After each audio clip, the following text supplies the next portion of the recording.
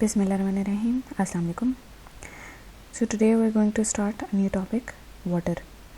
We'll learn about functions of water, sources of water, quality of water, benefits of water, and regulation of water balance and dietary requirements. So let's start.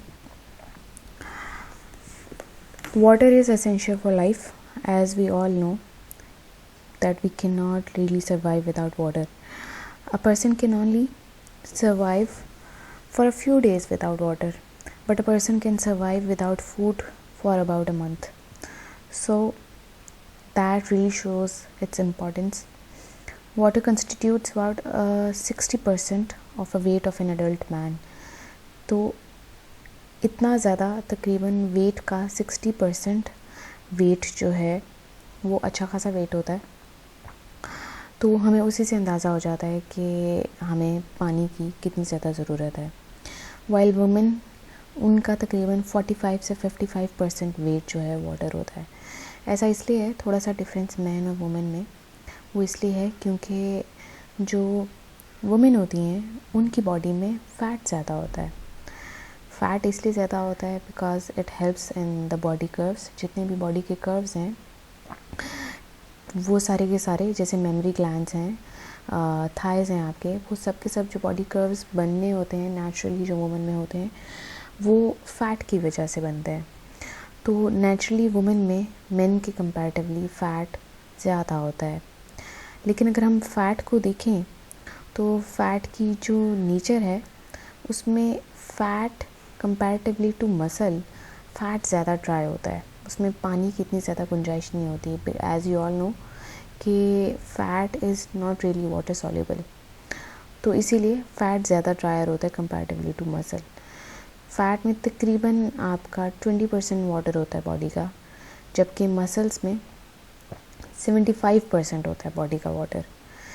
ये 20% और 75% मैं body के water के हिसाब से कह रही हूँ. जैसे फॉर एग्ज़ाम्पल अगर 60% हम देख रहे हैं, ठीक है, कि एडल्ट मैन का वेट जो है वो तकरीबन 60% वाटर है, तो उस 60% में से 20% फ़ैट में होता है और 75% मसल में होता है.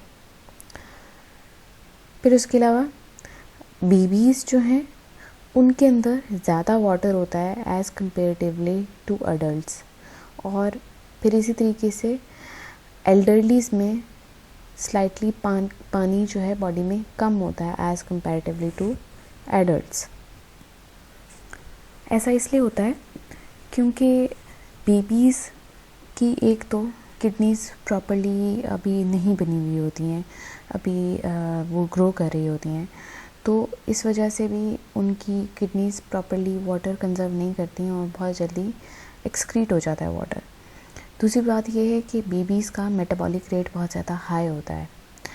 तो मेटाबॉलिक रेट हाई होने की वजह से भी उनकी बॉडी का जो फ्लूइड टर्नओवर रेट है वो हाई होता है.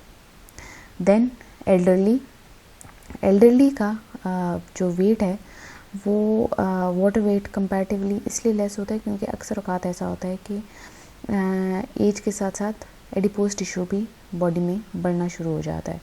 तो एक तो वजह ये हो सकती है और दूसरा डिक्रीज फंक्शनिंग भी वजह हो सकती है.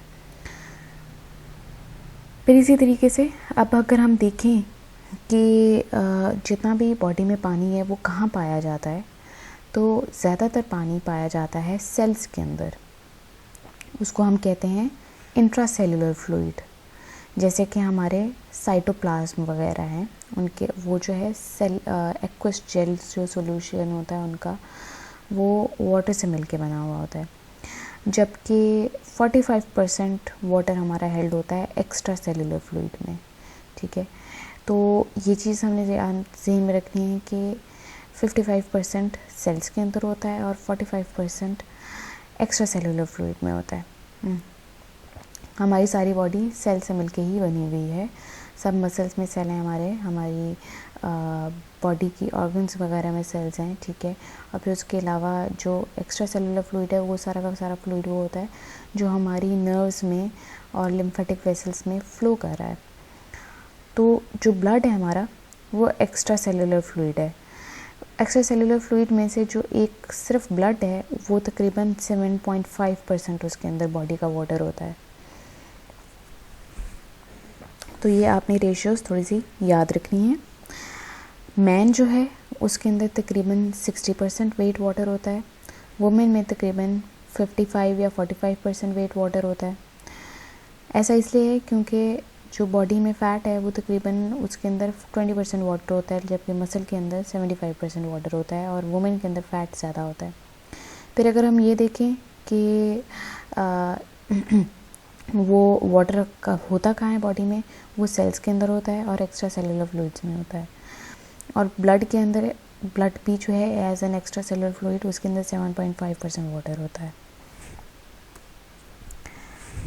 आगे आ जाएं, functions of water. Functions of water में सबसे पहले तो पहला फंक्शन ये है कि सारे के सारे जो सेल्स का बिल्डिंग मटेरियल है वो वाटर है, ठीक है। वाटर एक्ट कर रहा होता है as a building material in every cell. तो तकरीबन फैटी टिश्यूज़ में 20% वाटर होता है बॉडी का, बोन्स के अंदर 26% वाटर होता है बॉडी का, और मसल्स के अंदर 75% वाटर होता है बॉडी का। आप इसको इस तरीके से अंदाज़ा लगाएं कि आप अगर ये सोचें कि बोन तो इतनी सख्त होती है तो इट्स काइंड लाइक रॉक, तो वो कैसे उसके अंदर वाटर हो सकता है इतना।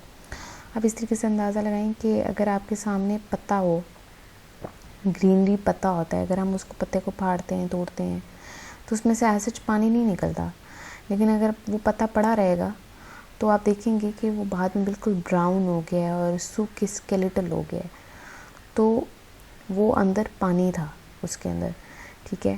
तो तकरीबन मोस्ट चीज़ों में पानी होता है, थोड़ा बहुत पानी होता है जो उसको एक स्ट्रक्चरल सी शेप दे रहा होता है या उसको एक लाइवलियर शेप दे रहा होता है। जितने आपके लिविंग ऑर्गेनिजम्स होते हैं उनके अंदर वाटर होता है। व्हेन दे डाई या इन डिजीज्ड स्टेट या तो उसके अंदर से वाटर निकल जाता है। इसी तरीके से अगर आप देखें कई आपके जैसे प्लांट्स हैं, उनके सीड्स जो हैं वो बिल्कुल डॉर्मेंट शेप में होते हैं, ठीक है। लेकिन अगर उनको थोड़ा सा पानी मिले, वो ह्यूमिडिटी में हो या मिट्टी के अंदर हो, तो उनमें से पौधा फूट पड़ता है। तो that's what water is. Water आपकी तकरीबन हर लिविंग ऑर्गेनिज्म में होता है।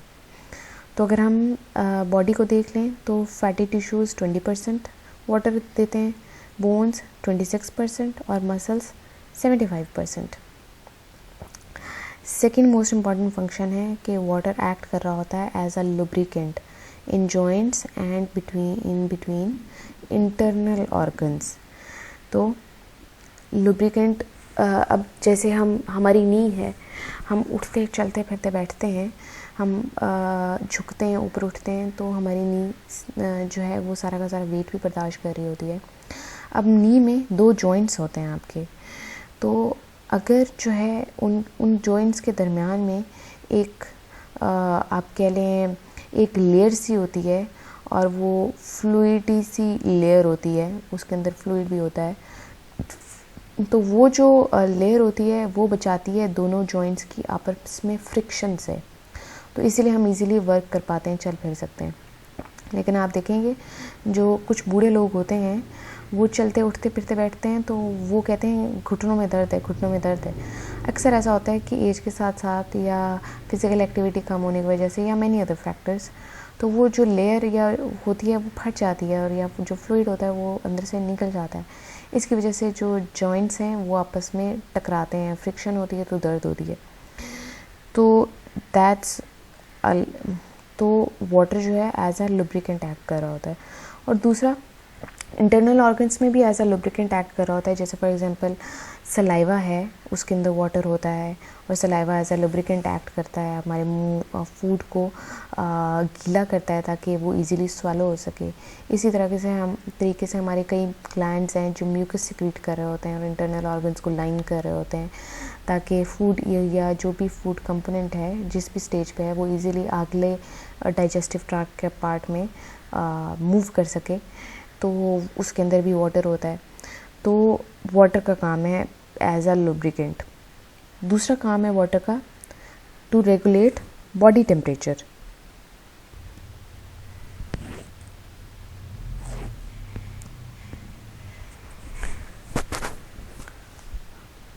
तो वाटर रेगुलेट करता है body temperature in the form of जब sweating and पर्सपायरेशन।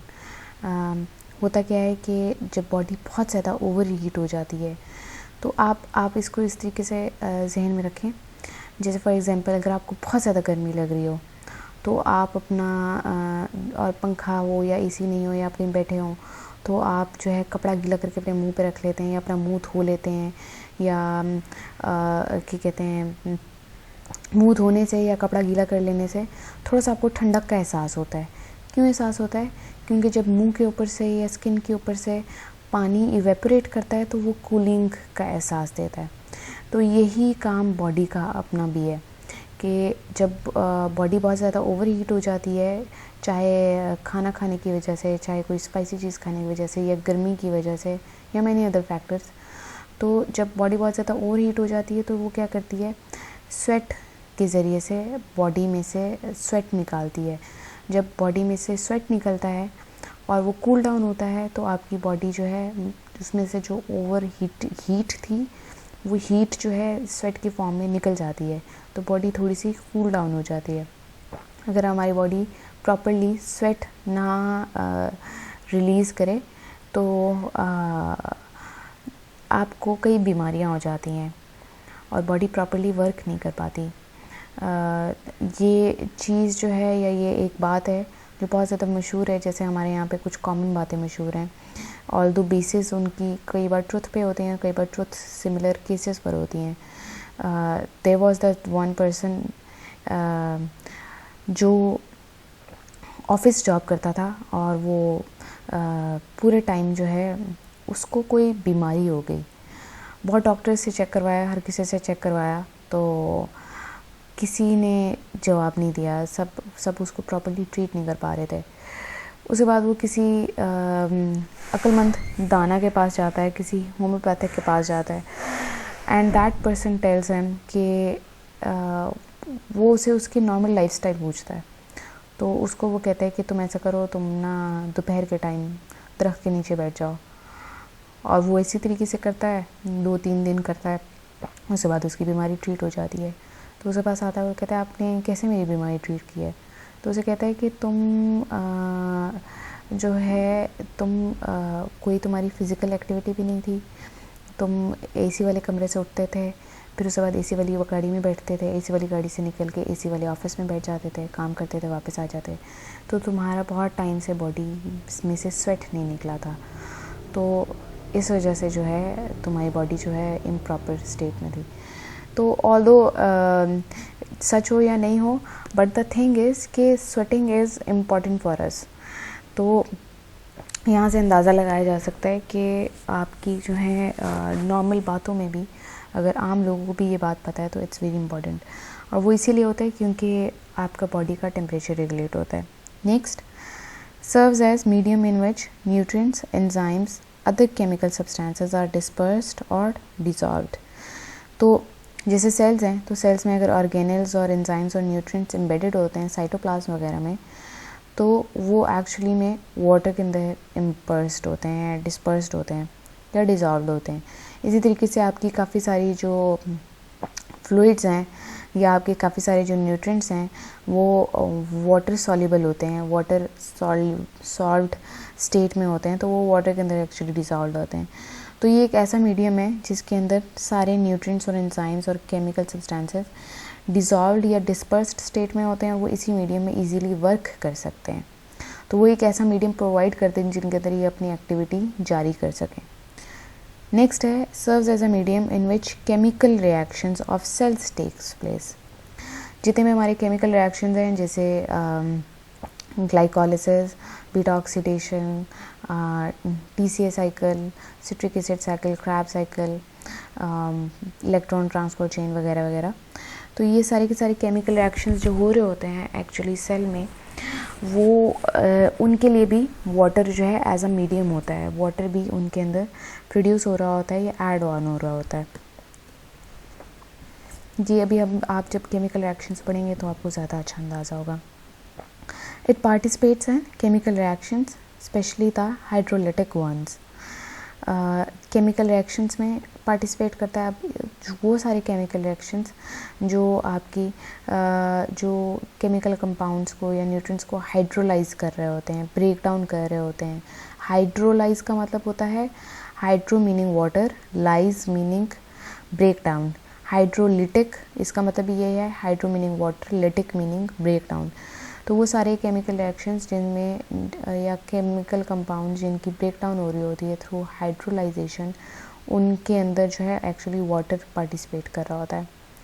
Then comes it acts as transport medium for carrying nutrients to cells and removes waste from body. Sorry. तो ये जो है ये एक्ट कर रहा होता है एज अ ट्रांसपोर्ट मीडियम। जितने भी न्यूट्रिएंट्स जो हैं सेल में लेके जाने होते हैं, सेल में से रिमूव करने होते हैं, वेस्ट मटेरियल बॉडी में से रिमूव करने होते हैं, वो सब के सब जो काम है वो वाटर कर रहा होता है। तो in return, in short, water act कर रहा होता है एज अ ट्रांसपोर्ट मीडियम। तो ये हैं वाटर के फंक्शंस। रिवाइज कर लेते हैं। बिल्डिंग मटेरियल है हर सेल का। Lubricant, as a lubricant act करता है जॉइंट्स में और इंटरनल ऑर्गन्स में। बॉडी का टेम्परेचर रेगुलेट करता है। एज अ मीडियम सर्व कर रहा होता है जिसके अंदर सबके सब nutrients, enzymes, chemical substances dispersed होते हैं। एज अ मीडियम सर्व कर रहा होता है जिसमें केमिकल रिएक्शंस टेक प्लेस करते हैं, फिर ख़ुद भी केमिकल रिएक्शंस में पार्टिसिपेट भी करता है, स्पेशली हाइड्रोलिटिक वंस, और as a transport medium act कर रहा होता है। नेक्स्ट आप आ जाएं sources of water in body. तो वाटर की 3 मेजर सोर्सेज हैं। एक डेली डाइट। डेली डाइट तकरीबन जो फूड है, जो भी आप फूड लेते हैं वो आपको तकरीबन उसमें 75 ml से 1000 ml वाटर होता है। तो हर फूड में वाटर होता है except for in sugar, salt and oils. Sugar, salt और ऑयल्स के अलावा हर फूड में आपके वाटर होता है। और आप कह लें, जैसे कहते हैं ना कुकम्बर 90% वाटर होता है। वाटरमेलन में, वाटरमेलन खाएं, वाटरमेलन में बहुत पानी होता है, ठीक है। सर्दियों में आपके उनके अंदर, ऑरेंज के अंदर बहुत वाटर होता है। और अब आप ये कहेंगे कि सर्दियों में ऑरेंज का ठंडा इफ़ेक्ट क्यों है या उसमें पानी क्यों होता है, हालांकि इसको तो गर्मियों की फ्रूट होना चाहिए क्योंकि ये ठंडा इफ़ेक्ट देता है और इसमें पानी भी ज़्यादा होता है। वो इसलिए क्योंकि सर्दियों में हम नॉर्मली पानी कम खाते हैं, पीते हैं। तो बॉडी में लॉसेस ना हो जाएं, इसलिए आपकी अल्लाह ताला ने एक निज़ाम बनाया हुआ है कि हालांकि उसको गर्मियों, ऑरेंज को गर्मियों की फ्रूट होना चाहिए था, लेकिन वो सर्दियों में होता है ताकि हमारी बॉडी जो है उसमें लॉसेस अगर ना हो। तो that's just a little bit of tidbit. लेकिन इससे आपको अंदाज़ा होगा कि हमारी हर फूड के अंदर वाटर होता है। और ख़ाली अगर आप खाना भी खा रहे होते हैं तो वो तकरीबन आपको 75 ml से 1000 ml वाटर प्रोवाइड कर रहा होता है। एक कप आपका 250 ml होता है। तो अब आप खुद ही अंदाज़ा लगा लें। तो इसका मतलब ये है कि हमारी डेली डाइट तकरीबन 25 से 35% वाटर प्रोवाइड कर रही होती है हमें। नेक्स्ट है एज अ ड्रिंकिंग बेवरेज। तो as a drinking beverage water is taken as drinking water. Juice, tea, coffee, milk, lassi के भी आपकी जो है बेवरेज जो है वो हो सकती है, उसकी फॉर्म में आपको पानी मिलता है, या खाली आप पीने के पानी के तौर पे पानी लेते हैं तो काफ़ी ज़्यादा आपकी इनटेक जो है वो वहीं से पूरी होती है। फिर एक थर्ड सोर्स भी है वाटर की बॉडी में, वो है मेटाबॉलिक एक्टिविटी। मेटाबॉलिक एक्टिविटी जो है वो आपकी इस तरीके से कि वाटर प्रोड्यूस हो रहा होता है as a result of metabolic activity, और ये तकरीबन आपका 10 to 15% होता है ऑफ डेली इनटेक, ठीक है। मतलब फूड आपका डेली इनटेक में से 25%, प्रोवाइड कर रहा होता है, मेटाबॉलिक एक्टिविटी तकरीबन 10% प्रोवाइड कर रहा होता है, और बाकी का वाटर जो है वो एज अ ड्रिंकिंग बेवरेज आपका इनटेक में से आ रहा होता है। तो ये 3 सोर्सेज हैं जो वाटर प्रोड्यूस करती हैं या प्रोवाइड करती हैं इन बॉडी। अब मेटाबॉलिक एक्टिविटी जो है वो किस तरीके से, जब हमारे न्यूट्रिएंट्स ऑक्सीडाइज हो रहे होते हैं, मतलब न्यूट्रिएंट्स की जब ब्रेक डाउन होती है तो उससे भी पानी मिलता है। मतलब फॉर एग्जांपल अगर 1 ग्राम कार्बोहाइड्रेट है तो उससे हमें तकरीबन 0.6 ग्राम वाटर मिलता है। 1 ग्राम फैट में से हमें 1.07 ग्राम वाटर मिलता है, और 1 ग्राम प्रोटीन में से हमें 0.41 ग्राम वाटर मिल रहा होता है। ये कैसे है? ये जब हम इन न्यूट्रिएंट्स की ऑक्सीडाइजेशन करते हैं। इसका मतलब ये है कि जब न्यूट्रिएंट्स ब्रेक डाउन होते हैं एनर्जी के लिए तो एज अ रिज़ल्ट उनमें से हम बॉडी को पानी भी मिलता है। तो इसका मतलब ये है कि when 1 kilo calorie heat is produced by oxidation of food, 100 to 140 ml water is produced. ठीक है, तो ये है कि जब फूड की ऑक्सीडेशन होती है तो हीट प्रोड्यूस होती है। तो जब हीट प्रोड्यूस होती है तो उस वक्त आपका वाटर भी साथ में प्रोड्यूस हो रहा होता है। मतलब 1 किलो कैलोरी अगर हीट प्रोड्यूस होगी खाने की ऑक्सीडेशन की वजह से, तो आपका इसका मतलब ये है कि आपका तकरीबन 100 to 140 ml वाटर भी प्रोड्यूस हो रहा होता है। So these are 3 sources of water in body. एक आपकी डेली डाइट की वजह से, एक आपका मतलब जो खाना आप खाते हैं उससे आपको मिलता है पानी, जो आप पानी पीते हैं उससे आपको पानी मिलता है, और जो मेटाबॉलिक एक्टिविटी बॉडी में हो रही होती है, न्यूट्रिएंट्स की ब्रेक डाउन हो रही होती है, तो तब आपको पानी मिलता है। नेक्स्ट आप आ जाएं वाटर लॉस फ्रॉम बॉडी। तो वाटर बॉडी में से जो वाटर का लॉस होता है वो थ्रू 4 सोर्सेज अकर होता है। लंग्स में से, skin, digestive track excretion and kidneys. Lung में से आपका वाटर एक्सक्रीट होता है through in the form of respiration. जब हम सांस लेते हैं, सांस लेने ऑक्सीजन लेते हैं, कार्बन डाइऑक्साइड एक्सक्रीट होती है, तो उसकी फॉर्म में भी जब कार्बन डाइऑक्साइड आपकी एक्सक्रीट हो रही होती है तो उस वक्त भी जो है वाटर में बॉडी में से water in the form of, जब वो ऑक्सीजन से कार्बन डाइऑक्साइड में कन्वर्ट किया हुआ तो बॉडी जो है उस साथ में वाटर की भी ब्रेक डाउन होकर वो भी आपका साथ में एक्सक्रीट हो रहा होता है। वो तकरीबन हमारा 400 मिलीलीटर वाटर सिर्फ सांस लेने की वजह से और ब्रीद आउट करने की वजह से लॉस हो जाता है। फिर इसके अलावा स्किन से लॉस होता है इन द फॉर्म ऑफ पर्सपायरेशन। पर्सपायरेशन को कहते हैं स्वेटिंग, पसीना आना। ठीक है, तो ये भी तकरीबन हमारा 400 मिलीलीटर ही लूज़ होता है, बॉडी लॉस्ट करती है। लेकिन ये जो रेंज है ये इन्फ्लुएंस होती है बाय टेम्परेचर एंड ह्यूमिडिटी। इसमें आपकी जो है अगर टेम्परेचर राइज़ कर जाए या क्लाइमेट आपका बहुत ज़्यादा ह्यूमिड हो तो उसमें क्या होता है कि आपका तकरीबन मतलब अगर टेम्परेचर राइज़ करेगा तो बॉडी को गर्मी लगेगी, गर्मी ज़्यादा होगी तो आपका स्वेटिंग ज़्यादा होगी।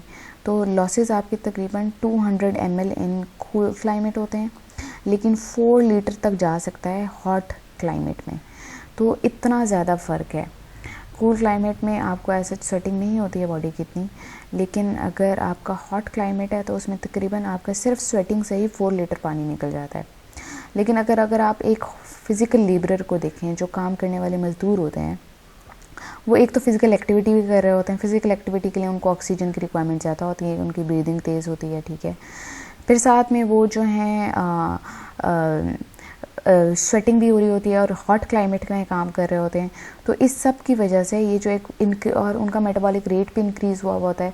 तो इस सब की वजह से जो है हॉट क्लाइमेट्स में लेबरर्स का तकरीबन 14 लीटर वाटर जो है लूज़ हो सकता है। तो 14 litre water is quite a lot. ऐसे केसेस में चाहिए ये कि जब आपका इतना ज़्यादा वाटर डिप्लीट हो तो चाहिए ये कि पानी पिएं, बहुत ज़्यादा पिएं, और कोशिश करें कि ड्रिंकिंग वाटर में सॉल्ट डाल लें। जैसे फॉर एग्जांपल गर्मियों में जब लेमनेड लोग लेते हैं तो it's a very good way of replenishing all the electrolytes and water in body.